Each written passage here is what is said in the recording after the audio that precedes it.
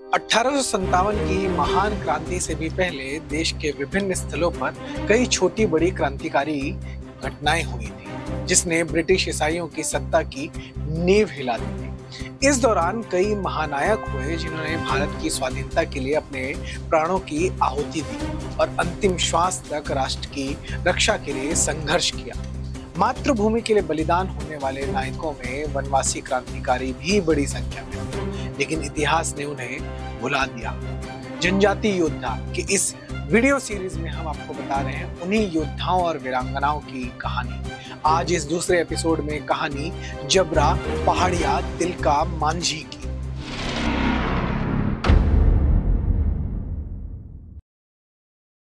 भारत में एक महान क्रांतिकारी हुए तिलका मांझी, जिन्हें ब्रिटिश ईसाइयों के विरुद्ध स्वाधीनता संग्राम के पहले बलिदानी के रूप में याद किया जाता है।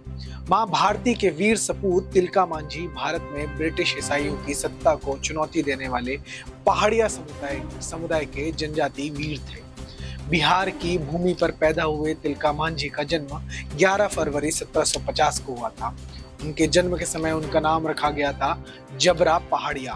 पहाड़िया वनवासी बोली में तिलका का अर्थ होता है एक ऐसा व्यक्ति जो गुस्सैल हो और उसकी आंखें लाल हो। चूंकि गांव के प्रधान को समुदाय में मांझी कहा जाता था, इसलिए बाद में अपने गांव के प्रधान बनने के बाद उनका नाम पड़ा तिलका मांझी। यह वह दौर था जब ब्रिटिश ईसाइयों ने तेजी से वन्य क्षेत्रों में अपना अधिकार जमाना आरंभ किया।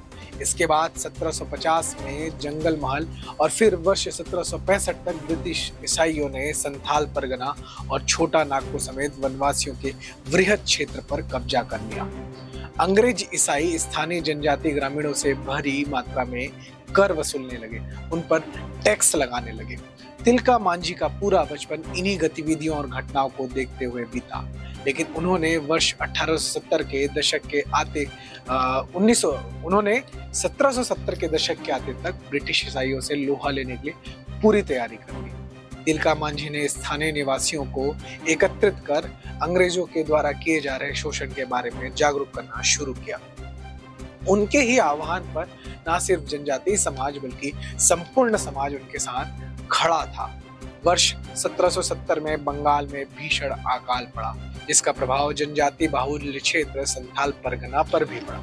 इस दौरान स्थानीय जनजाति चाहते थे कि उनके द्वारा दिए जा रहे टैक्स को कम कर दिया जाए, लेकिन ब्रिटिश ईसाइयों ने इस कर को डबल कर दिया और तो और जबरन वसूली भी शुरू कर दी। अंग्रेज ईसाइयों की इन हरकतों के बाद स्थानीय वनवासियों में उनके प्रति आक्रोश और बढ़ चुका था। इस दौरान तिलका मांझी ने भागलपुर में अंग्रेजों के द्वारा भारतीयों से वसूले गए खजाने को लूट लिया। तिलका मांझी ने टैक्स और अकाल से जूझ रहे गरीबों और वनवासियों में उन लूटे हुए पैसे को बांट दिया। इस घटना के बाद अंग्रेज ईसाई सत्ता की हालत खराब हो गई और तत्कालीन ब्रिटिश सत्ता के गवर्नर वॉरेन हेस्टिंग्स ने तिलका मांझी को पकड़ने के लिए 800 सैनिकों की फौज भेजी। वर्ष 1778 में अंग्रेजों के द्वारा स्थापित की गई रामगढ़ कैंटोनमेंट में तैनात ब्रिटिश ईसाइयों की पंजाब रेजिमेंट पर तिलका मांझी के नेतृत्व में जनजातियों ने हमला कर दिया। इसके बाद तिलका मांझी की सूझबूझ और सैन्य रणनीति के आगे अंग्रेज ईसाई सैनिक पूरी तरह से भाग खड़े हुए। ईसाई इस हार से पूरी तरह तिलमिला चुके थे। इसके बाद उन्होंने अपनी रणनीति को बदलते हुए मुंगेर, भागलपुर और राजमहल जिले के नए कलेक्टर के रूप में ऑगस्ट पेनलैंड को भेजा। ऑगस्ट ने स्थानीय जनजातियों को लुभाने के लिए पहले तो संथाली भाषा सीखी और फिर उन्हें टैक्स में छूट, रोजगार एवं अन्य प्रलोभन देकर जनजातियों की जो पूरी एकता थी उसे तोड़ने का प्रयास किया।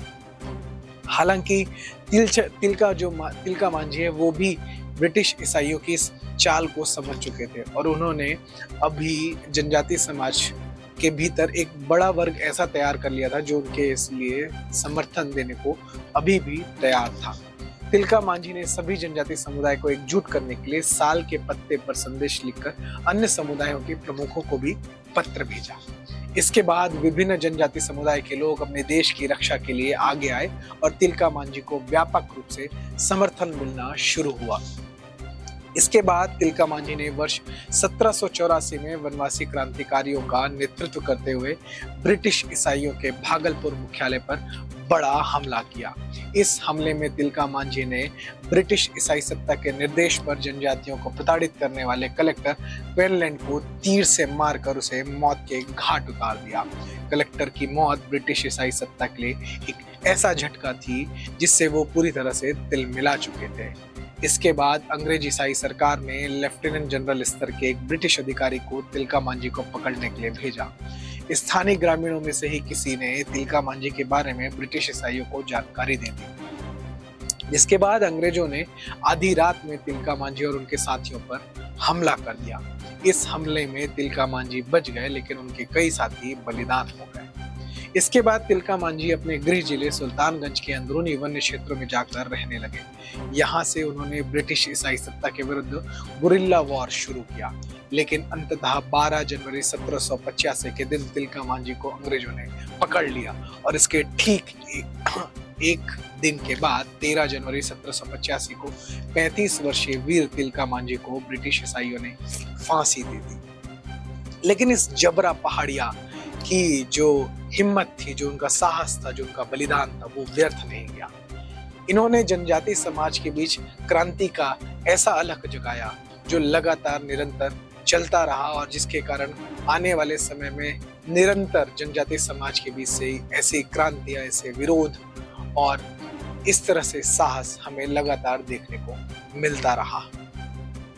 जनजाति योद्धा या द नैरेटिव की एक ऐसी विशेष वीडियो श्रृंखला, ऐसी विशेष वीडियो सीरीज है जिसमें हम जनजाति योद्धाओं, वीरांगनाओं, क्रांतिकारियों के बारे में आपको जानकारी दे रहे हैं, जिन्हें हमारे इतिहास की पुस्तकों से तो गायब कर दिया, लेकिन आज भी जनजाति क्षेत्रों की लोक गाथाओं और लोक कथाओं में वो सुने, बोले और पढ़े और गाए जाते हैं। उन्हीं क्रांतिकारियों, उन्हीं योद्धाओं और उन्हीं महापुरुषों की कहानी इस जनजाति योद्धा के सीरीज में लगातार देखने के लिए आप देखते रहें द नैरेटिव।